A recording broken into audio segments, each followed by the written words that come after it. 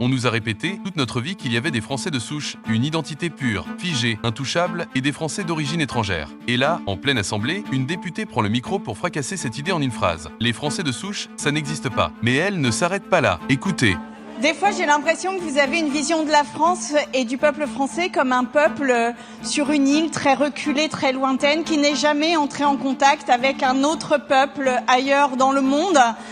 Et qu'en fait, vous voulez le préserver de toute influence extérieure. Alors, je vais vous le dire, la France n'est pas une île.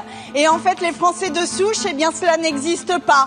Et en fait, nous sommes Français parce que nous avons été traversés de 1001 flux migratoires. Et heureusement qu'il y a eu des amours non autorisés. Heureusement qu'il y a eu des mariages avec des personnes étrangères.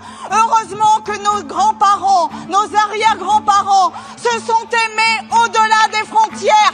Parce que c'est ce qui fait aujourd'hui la richesse du peuple français. Mais c'est ce qui fait aussi notre fierté. Et vouloir imaginer la France comme une île rabougrie sur elle-même avec des barbelés tout autour pour que jamais personne n'y rentre, eh bien c'est à l'inverse de nos valeurs. Alors oui, vive les mariages, vive l'amour et vive les enfants issus de ces mariages. Alors, certains disent qu'elle brise un tabou, d'autres qu'elle va trop loin. Et vous, entre Français de souche et Français d'origine étrangère, il y a vraiment une différence ou c'est un faux débat ?